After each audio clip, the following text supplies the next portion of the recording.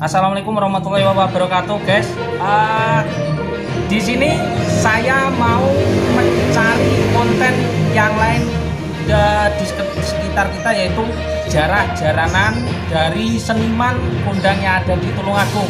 Monggo langsung aja, jangan lupa like dan subscribe channel ini, channel Radian Riko TV. Langsung aja cek di out.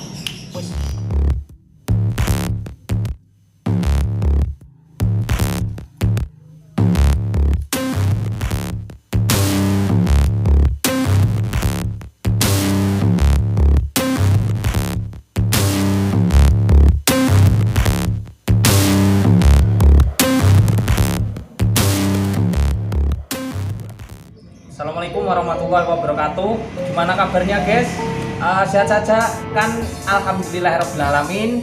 Semoga kesehatan, rezeki yang melimpah, tansah melimpah ruah kepada saya dan anda semua.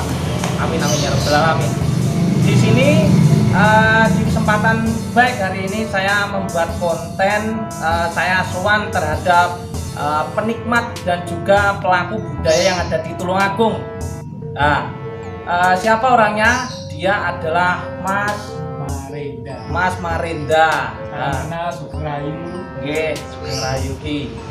Di kesempatan baik hari ini saya kok beda 180 derajat dari konten saya, yaitu wayang kulit, karena kita walaupun berbeda dalam budaya, tapi kita harus menjunjung tinggi adanya budaya lain di sekitar kita, teman-teman. Yang salah satunya adalah jaranan itu sendiri. Dan kondimen dari jaranan itu banyak sekali. Ada barongan, ada jaranan, ada celengan, ada apa lagi, Mas? Jaranan, celengan, kepang, ya. Dan juga kiri-kiran atau asuh-asuhan itu juga ada. Dan itu adalah kekayaan, sumber dari kekayaan budaya kita, teman-teman. Saya langsung aja tanpa basa-basi, langsung kita berbicara dengan masternya gitu. Masih jauh, Mas. Pripun, Mas? Alhamdulillah sehat. Semuanya sehat ya? Alhamdulillahirobbilalamin.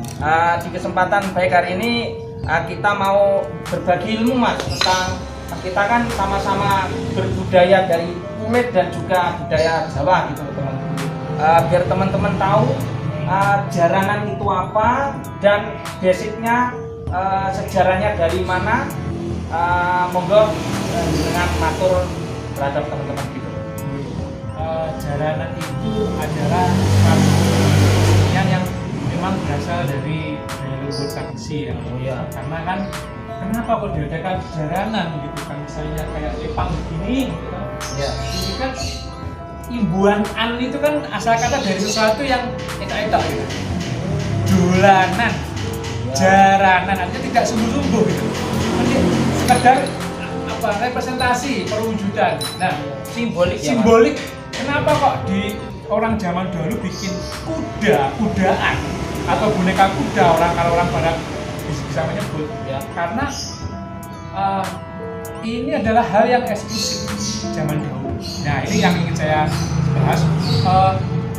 Pemuda Jawa itu dikatakan mapan zaman dahulu ketika sudah mempunyai lima hal yang harus dipunyai. Yang pertama adalah wismo. Karena wismo itu rumah. Yang kedua adalah garwo. Itu adalah istri. Ketiga adalah turogo. Turogo itu adalah titian. Yang keempat itu adalah curigo. Curigo itu adalah pusaka. Yang kelima itu adalah kilo atau pelangenan, ya, bulu perutut, jalan-jalan itu. Nah, di antara lima ini yang mempunyai nilai yang ekonomis yang lebih gitu kan. Yang eksklusif adalah yang nomor 3, yang semua orang semua pasti punya, walaupun punya orang tua ya. Nikah pasti gitu kan. Pusaka lulusan dari mbah, ayah atau orang tua gitu. Terus pelangenan kayak burung. Zaman dahulu orang nangkap burung kan bisa di mana-mana, kan ayam jago juga bisa. Yang ketiga ini kan susah, ini barang istimewa ya. Tunggangan para kesatria, bangsawan, para raja. Turonggo ini. Makanya orang zaman dulu karena susah mencari itu, kemudian mereka menginterpretasikan, mewujudkan itu menjadi sebuah boneka-bonekaan atau properti tari yang kemudian dibentuklah kesenian jaranan itu, yaitu tunggangan yang tidak betulan tapi mempunyai makna yang aku serasa menunggangi juga.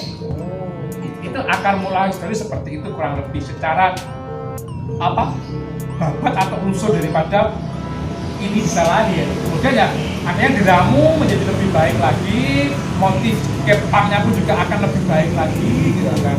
Seperti itu. Dulu kepangnya gini Mas, subversinya dari jaranan itu sendiri apa saja biar teman-teman itu walaupun gerambiangan tapi bisa menjelaskan pada teman-teman biar afdol gitu.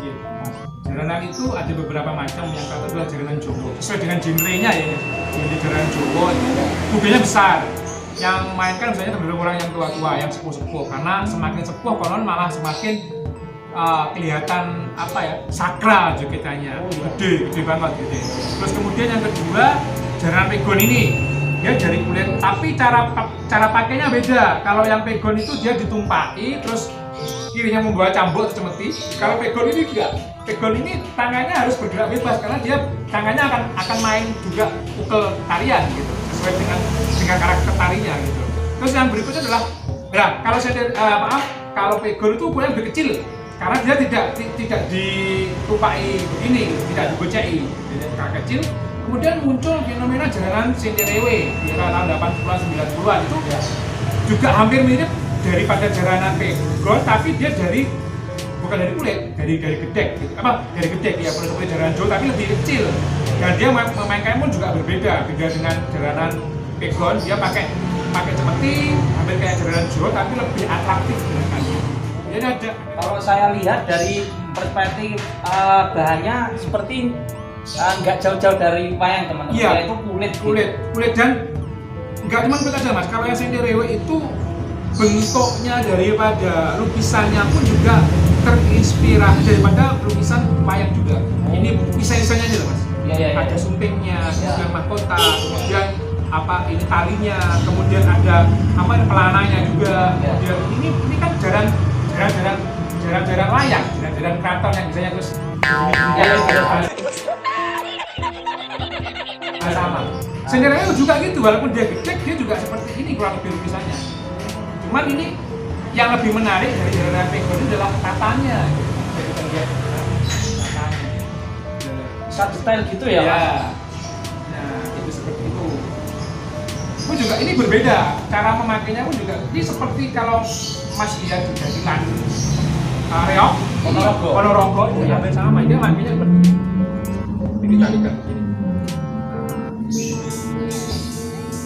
Terus ini ada satu lagi seperti ini belakangnya mek kursi lembut rencak ini. Dulu ada kayu biasanya. Ada kayu, itu cepot. Ada kayu. Terus seperti itu. Jadi kayu talinya di sini. Nah, kayak gini. Jadi ini bisa kuat. Nah, kayak gini. Kurang ini.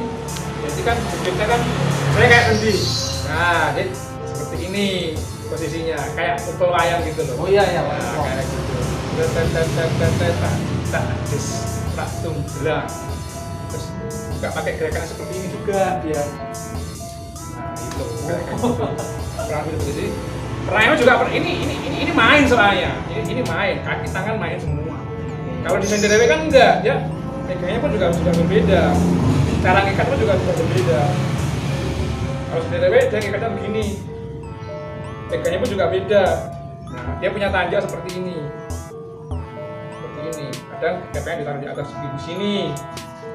Nah, begini. Kalau nanti kan sudah beda kan. Ini pegang cemeti. Sangat interesting sekali teman-teman ya. Kalau jaranan ini saya sudah kenal dari sejak TK, terkenalnya dari era Safiti Putro teman-teman. Dan itu sangat berkesan sekali terhadap kebudayaan yang ada di anak saya. Ini kan ada 3. Enggak hitam, biasanya sekarang hitam semua, putih semua. Ini ada 3 ini. Tawon, jadi ada hitam 2, coklat 2, putih 2. Itu ada maknanya. Maknanya apa? Kurang lebih seperti ini ya. Semua beda pattern banyak sekali. Coklat itu adalah jagat manusia atau tempat kita gitu.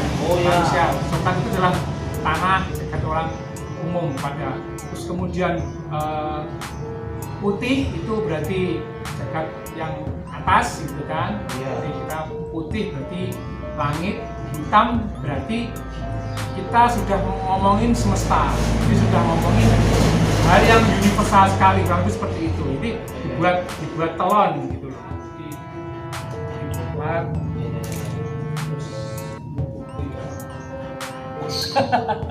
Keren teman-teman. ini tiga. Ini kepang ini lahir dari Karyampu, bukan Karyampu, Pak Sopo. Maksudnya ini lahir dari buah karya Mbah Narju. Ini kepang buatan Mbah Narju.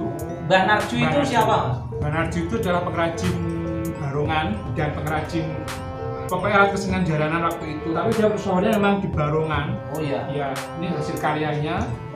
Beliau sangat lihai dalam membuat ini. Ini kepangnya saya senang walaupun saya nggak bisa narik pegon, tapi lihat kepangnya saya suka karena kelihatan hidup. Kelihatan hidup. Dan ini kulit segede gini ditata, terus kemudian dibikin jalanan. Saya mendapat ini juga termasuk beruntung karena beliau sudah produksi kepangnya tidak banyak gitu loh. Yang dia produksi kepang ini tidak banyak. Dan kalaupun sudah produksi, banyak kan udah kondisinya udah nggak utuh, malah ada yang nggak lengkap, tinggal berapa biji. Gitu. Ya, ini untung saya masih bisa openi ini dengan jumlah 6 kotak saya. Alhamdulillah Mas. Sekarang ini ilmunya kita sudah dapatkan teman-teman, bahwa kesenian jaranan ini bukan kesenian sing bahan-bahan teman-teman. Sampean untuk yang pencinta budaya jangan setengah-tengah hanya mung demen satu kesenian saja. Kalau bisa semua kesenian Anda suka. Karena apa? Budaya ini adalah tinggalan leluhur kita dan juga harus dilestarikan. Jangan sampai punah dan jangan sampai bangsa lain. Ya, benar Mas. Dan juga jangan sampai kita terjajah oleh budaya asing. Ya. Matur nuwun untuk teman-teman, jangan lupa like dan subscribe channel saya, channel Raden Riko TV, dan juga teman saya yaitu Mas Hendra Ujeng.